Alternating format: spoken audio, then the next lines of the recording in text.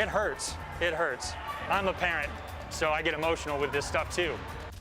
A move to Phase 2 means a major cutback on local youth sports. Tonight, the leaders of Spokane's youth sports scene are speaking out about the impact moving back could have on your child's physical, mental, and emotional health.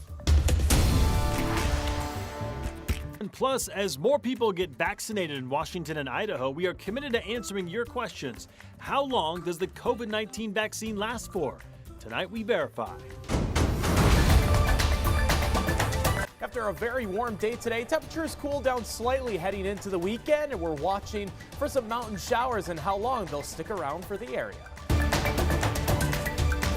Good evening and thank you for joining us for Krem 2 News at 11. I'm Mark Hanrahan. Hi everyone, I'm Regina Ahn. Well, Washington is now in a fourth wave of coronavirus cases, and today the governor emphasized that was mainly because of growing variants. So take a look at the graph behind us right now. The governor shared this chart that shows how different variants have been growing in the state between December and now. The most dominant is the B117 or the UK strain.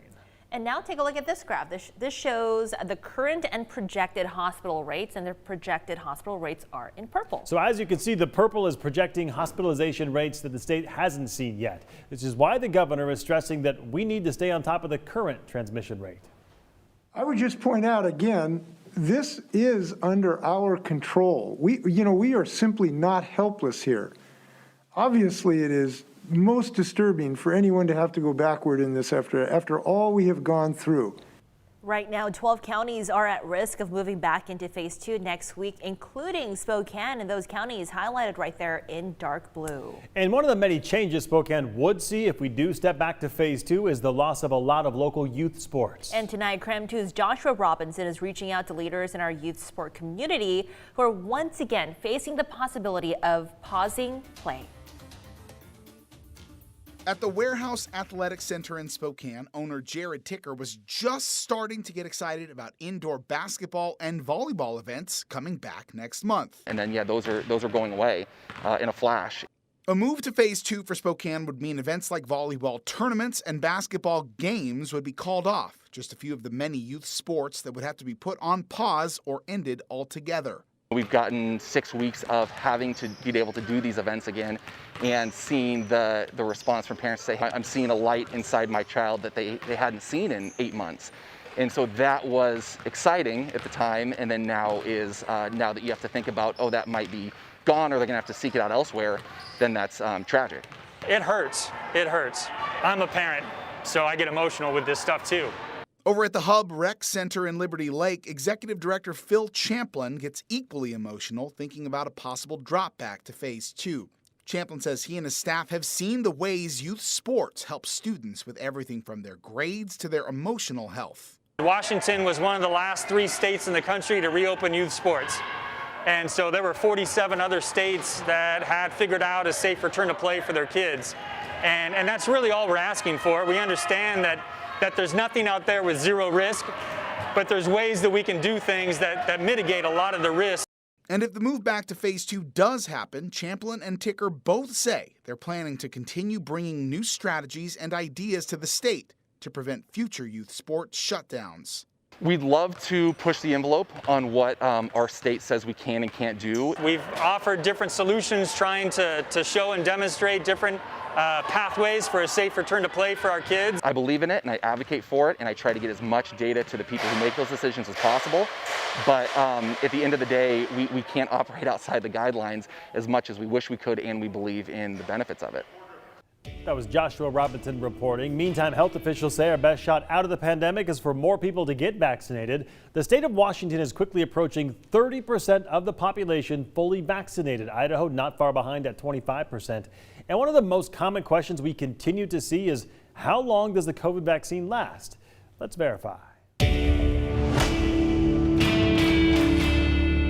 Let's start with a question from Krem 2 viewer Cindy. She writes in part, how long does the COVID vaccine last? What is the protocol to get revaccinated, say in 6 months? To verify the answer to this question, I reached out to Dr. Anna Wald, the director of the University of Washington's Virology Research Clinic and a professor of medicine, epidemiology, and laboratory medicine. I also spoke with Dr. Pyle Coley, a cardiologist and Krem 2 medical expert. So I guess the question is, How long does the vaccine last? So we know based on recent data released both from Pfizer and from Moderna that the vaccine offers robust protection for at least 6 months, possibly longer. Well, I think the answer is that we won't know until enough time lapses so we can assess it, right? These are new vaccines, and the data are showing that there's a strong immune response that persists for at least 6 months is very encouraging.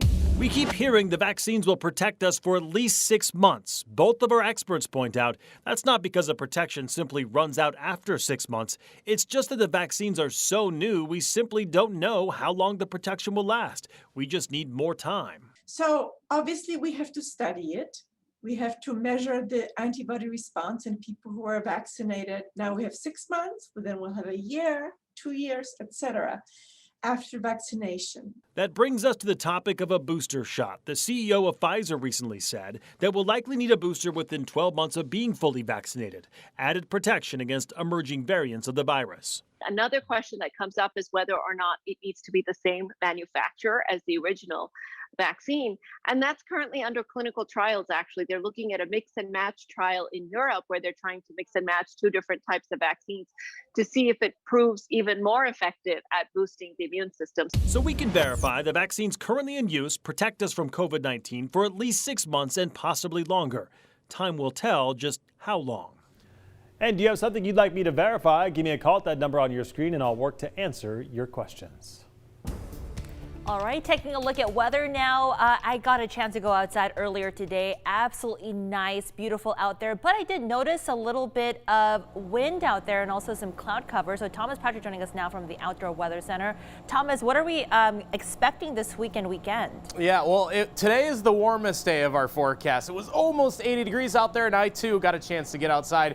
That little bit of a breeze is going to increase in the coming days. So be ready for that, but temperature-wise, it won't quite be as warm as it was today. Like I said, almost 80. 78 is where we topped out, but that was the warmest day of the year thus far. And that actually, despite some of the cloud cover that we had, it was almost filtered sunshine throughout most of the day. I think that's going to be the case for tomorrow as well, but not getting any kind of rain chances out of that cloud cover, at least not for the next 24 hours. Here we go hour by hour tomorrow, 55 at 7 o'clock in the morning. By the way, it's still 63 degrees from our Outdoor Weather Center as we stand right now. We'll be back in the low 70s, but look for a breezier afternoon into those afternoon daytime hours. That actually persists into Saturday as well, which would have been the traditional start of the Bloomsday race, but now we have 2 full weeks to run that course, and maybe mix and match or pick your best day. It'll be not quite as windy for this upcoming Sunday, but I'm tracking a few mountain shower chances, and if that has any potential to make it down to our area cities in the coming day, so look for that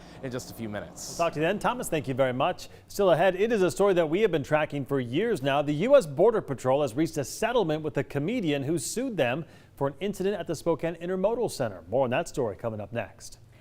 But before we go to break here, Bloomsday Worldwide 2021 almost upon us, and the Up with Krem team will have coverage all day tomorrow from 5 a.m. to 9 a.m. They'll have everything you need to know about the race and how to stay safe if you are participating. Take a look. Bloomsday Worldwide starts tomorrow. It's the second year the race will be held virtually. But that's not stopping people from participating. Tomorrow morning on Up with Krem, we talk with runners from around the world. They tell us why the virtual event makes them feel like they're back home in Spokane. Plus, Executive Race Director John Neal joins us live on Up with Krem. We'll talk to him about what it took to organize a worldwide event. And with the race starting tomorrow, we want to hear from you. Text your favorite race memory, 509-448-2000. You can see them here on Up with Krem. Also, you can join me outside tomorrow morning. I'll be running the course live on air, letting you know the perfect day to get outside and put in your time for the race. That's all coming up on Up with Krem. Make sure to join us from 5 to 7 on CBS and then 7 to 9 on the CW22. We'll see you there.